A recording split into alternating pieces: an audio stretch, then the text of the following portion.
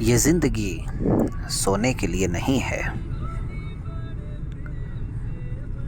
अपना सब कुछ नींद में खोने के लिए नहीं है। ये ज़िंदगी सोने के लिए नहीं है, अपना सब कुछ नींद में खोने के लिए नहीं है। उठो, जागो और लक्ष्य की तरफ भागो। उठो, जागो और लक्ष्य की तरफ भागो। ये समय व्यर्थ में रोने के लिए नहीं है। ये समय बेकार में रोने के लिए नहीं है।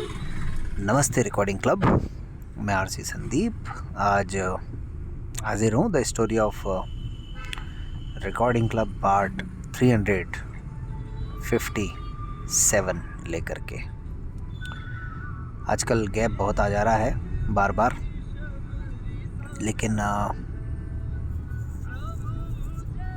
कई बार परिस्थितियाँ हमारे हाथ में नहीं होती हैं। कई बार माहौल नहीं बन पाता है।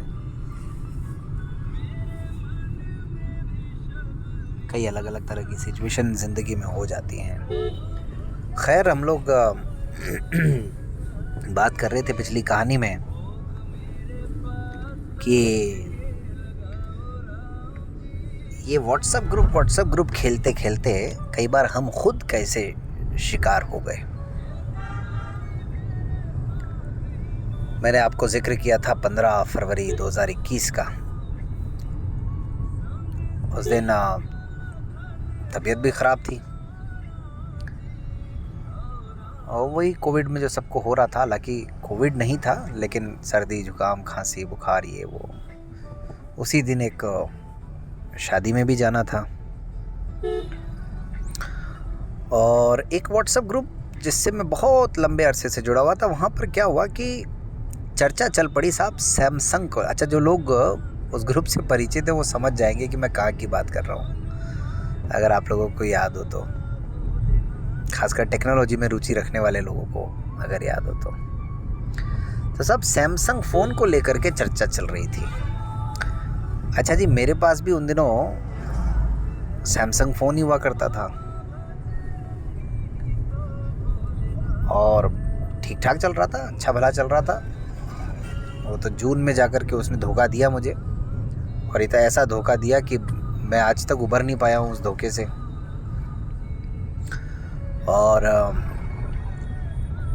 थोड़ा सा मेरा भी भरोसा डगमगाया, लेकिन ठीक है, मतलब किसी चीज़ का एकदम से न तो मतलब किसी का इतना कट्टरता से विरोध करना चाहिए और न ही कोई का समर्थन करना चाहिए। कई बार तटस्थ रहना भी अच्छा होता है आपको। और मैं इसको यूँ कहूँगा कि समर्थक और विरोधी से ज़्यादा बेहतर ये है कि आप नाप तोल करके, समझ करके और सही उसका अपने दिमाग से अनुमान लगा करके निष्कर्ष अगर निकालें तो वो ज़्यादा बेहतरीन होता है। अब वहाँ लेकिन ये था कि भाई सैमसंग, अब क्या है, कंपनी तो है, उसके पक्ष में कोई नहीं बोल सकता है। और ऐसे ही कोई बात हुई तो मैंने कुछ जवाब दिया किसी को, तो वो वहाँ के हुक्मरानों को जो है वो नागवार गुजरा और वो भाई साहब चढ़ बैठे मुझ पर, ये क्या है और ऐसे और वैसे, तुम्हें ऐसा कहने की ज़रूरत नहीं। मैंने कहा भाई, मेरी तरफ से जितनी मेरी जानकारी है उस हिसाब से मैं स्वतंत्र हूँ, मैं जो चाहूँ वो कह सकता हूँ। वो तुम्हारी कोई कंपनी तो है नहीं, तुमने ख़रीद तो लिया नहीं है किसी को। तो कुल मिला करके उन लोगों को बात समझ में नहीं आई और 2-3 लोग थे, उसमें से एक व्यक्ति जिसका ताल्लुक गुजरात से है, तो उसको कुछ ज़्यादा ही नफ़रत थी।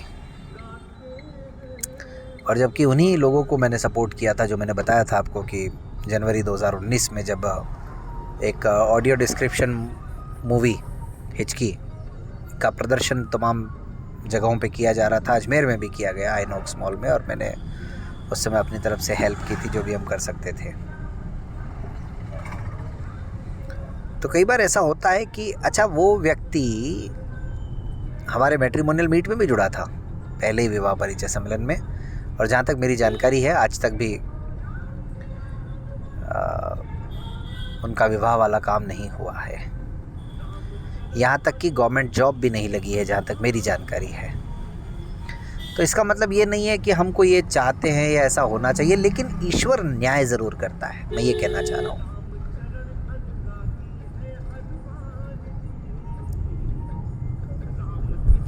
तो इस तरह की चीज़ें भी हमारे, और अक्सर मेरा तो ब्लाइंड फील्ड को लेकर के एक आकलन ये है कि थोड़ा सा कुछ जानकारी आते ही, वैसे तो हमें दिखता नहीं है लेकिन फिर भी हम नीचे देखना बंद कर देते हैं, हवा में उड़ने लग जाते हैं। हमें ऐसा लगता है कि बस अलादीन का चिराग मिल गया अब तो हमको। क्या राजस्थान के बाहर सब जगह ये देखा है मैंने, क्योंकि कई बार आपको जिक्र किया, कई लोग जो अपने जीवन में अपने ज्ञान से व्यक्तिगत तौर पर सफल रहे हैं, उनको कार्यक्रम में जब मैंने बुलाने की कोशिश की तो यही उनका रहा कि नहीं आएंगे। यानी हम लोग पता नहीं क्यों सिखाने की जब बारी आती है, लोगों को जब गाइड करने की बारी आती है तो बचने की कोशिश करते हैं। खैर ये सब तो ऐसे ही चलता रहेगा। इस बीच में उन्हीं दिनों में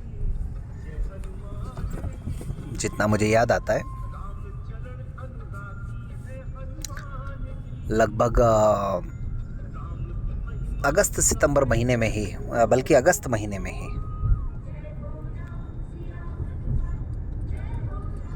जुलाई के या तो एंड में या अगस्त के शुरू में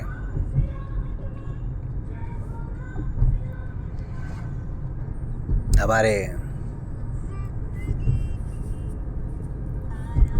परम मित्र,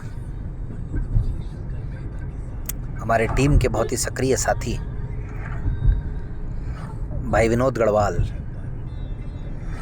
उन्होंने इस स्टोरी को रिकॉर्ड करना प्रारंभ किया था the story of recording club part 106 से। जिन लोगों को रुचि है विनोद भाई को सुनने की, वो 106 से लेकर के कहानी को सुन सकते हैं, और 108वीं जब कहानी आप सुनेंगे तो वहाँ पर एक सरप्राइज भी होगा आप सबके लिए, the story of recording club 108 अगर आप सुनेंगे तो। आई गेस 8 ही होना चाहिए, हो सकता है 7 भी हो, लेकिन सरप्राइज ज़रूर है वहाँ पर एक। तो खैर आज विनोद भाई की चर्चा अचानक क्यों करने लगा मैं, क्योंकि आज 6 मई है जब मैं ये कहानी रिकॉर्ड कर रहा हूँ। बेशक कहानी 23 अप्रैल के लिए रिकॉर्ड कर रहा हूँ, लेकिन 6 मई है और आज विनोद गढ़वाल जी का जन्मदिन है।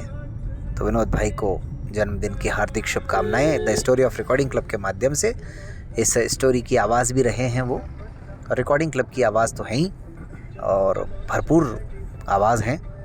तो अब आप सबकी भी विशेष उनको मिल ही रही हैं, आगे भी मिलती रहेंगी, और मैं कामना करता हूँ विनोद भाई का जीवन उपलब्धियों से भरा हो, बहुत ही उज्जवल हो, और जो भी उनके सपने हैं वो सब जल्द से जल्द साकार हों। चलिए आज की कहानी को फ़िलहाल यहीं विराम देते हैं, मिलते हैं फिर किसी और कहानी के साथ। तब तक कीजिए 9 वर्ष का इंतज़ार और मुझे दीजिए इजाज़त। नमस्कार।